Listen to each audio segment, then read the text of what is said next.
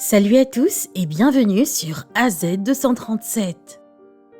Lorsque Katie Davis quitta les États-Unis pour l'Ouganda, les réalités auxquelles elle fit face lui ouvrirent les yeux sur le bien qu'elle pouvait faire. C'est ainsi qu'elle commença à accueillir des orphelins, jusqu'à ce qu'elle finit par adopter 13 filles au total. Puis un jour, alors que leur vie de famille se déroulait paisiblement, elle présenta à ses filles leur nouveau père.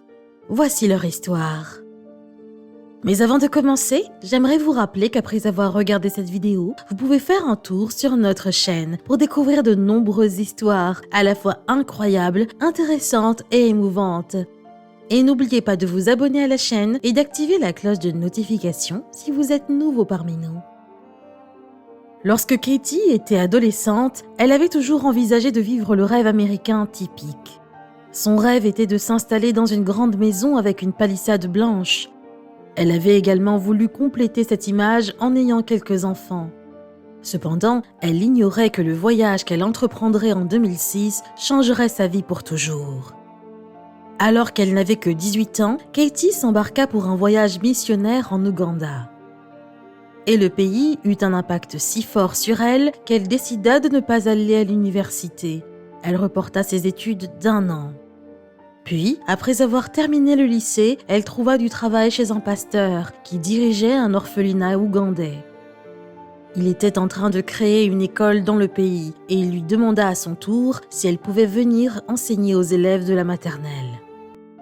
Pendant qu'elle faisait du bénévolat en Ouganda, elle tomba de plus en plus amoureuse de ce pays et de sa culture. La jeune missionnaire se prit d'une affection particulière pour les personnes qu'elle rencontrait lors de sa visite. Et en 2008, elle fut suffisamment inspirée pour créer Amazima Ministries, une organisation qui visait à aider les citoyens ougandais à vivre l'amour de Jésus. Amazima Ministries gérait également un programme de parrainage qui fournissait de l'argent pour l'école et la nourriture aux enfants défavorisés. De cette façon, certains enfants pourraient continuer de vivre avec leurs proches plutôt que de se retrouver dans un orphelinat. Grâce à son travail, Katie découvrit que de nombreux enfants de l'orphelinat avaient des familles. Cependant, en raison de pression financière, plusieurs parents avaient dû abandonner leurs enfants.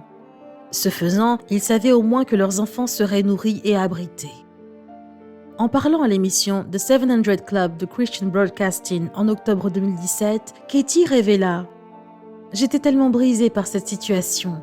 Que les femmes et les hommes doivent abandonner leurs enfants juste pour espérer qu'ils mangent ou qu'ils aillent à l'école. » Katie était tellement émue par le sort des orphelins qu'elle décida de prendre les choses en main. En effet, elle fit cela littéralement en acceptant d'accueillir 3 filles pour une courte période. Cependant, des familles convenables n'avaient pas pu être trouvées pour les enfants. Elle décida alors de les adopter. Il s'avéra que ces adoptions marquèrent le début d'une nouvelle vocation pour elle, car à l'âge de 23 ans, elle avait 13 jeunes enfants à sa charge. Maintenant, sa famille était plus grande qu'elle n'aurait pu l'imaginer. En tant que mère très occupée, les fréquentations n'étaient probablement pas sa priorité absolue. Après tout, elle avait une énorme couvée dont elle devait prendre soin toute seule. Mais elle trouva tout de même l'amour lorsque son futur mari, Benji Majors, entra dans sa vie. Et dans une tournure du destin remarquable, il apparut que Benji et Katie avaient tous deux grandi à Franklin, au Tennessee, bien que les deux ne se soient jamais rencontrés auparavant. Nous partagions la même ville natale, avec seulement quelques collines pour empêcher nos vies d'adolescents de se croiser, révéla Katie sur son blog en 2015. En effet, ce n'est que lorsque Benji déménagea en Ouganda que son chemin et celui de Katie se croisèrent finalement. Cependant, pour Katie, leur rencontre n'était pas tout à fait le coup de foudre et elle n'était tout simplement pas à la recherche d'un homme non plus. « J'avais l'impression d'avoir mis ce rêve de côté », expliqua-t-elle au The 700 Club. Mais après un certain temps, elle décida de donner une chance à Benji et le couple commença une relation. Après s'être fréquenté pendant 1 an, le couple décida de se marier. Ses 13 filles étaient ses demoiselles d'honneur. Enfin, elle avait quelqu'un avec qui partager sa famille toute faite. Avant sa romance avec Benji, cependant, elle n'avait jamais cru qu'elle rencontrerait un homme prêt à la prendre avec ses 13 enfants adoptés.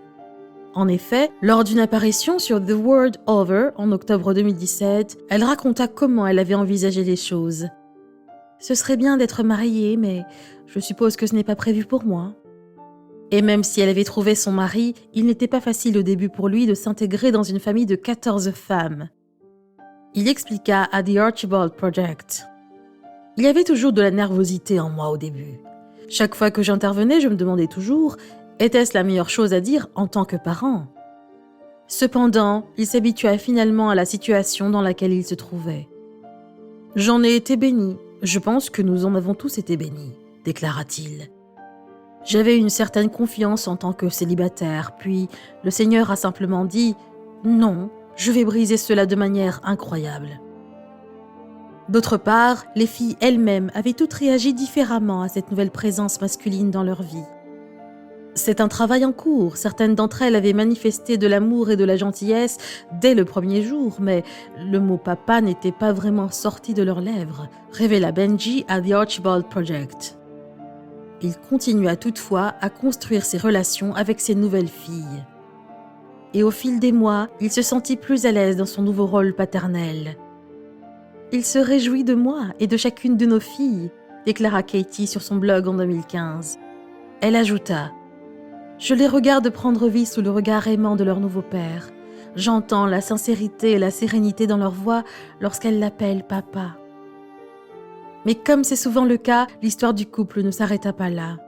En 2016, le couple agrandit de nouveau sa couvée en accueillant leur fils biologique, Noah. Et bien que le couple n'ait pas exclu l'adoption à l'avenir, pour l'instant, ils sont apparemment satisfaits en tant que famille de 16 personnes. Katie est incontestablement une femme au grand cœur et elle en récolte les fruits avec sa famille heureuse. Quelle est votre opinion au sujet de cette histoire ? Dites-le nous dans les commentaires. Si vous avez aimé cette vidéo, alors cliquez sur le bouton j'aime et partagez-la autour de vous. À très bientôt sur AZ237.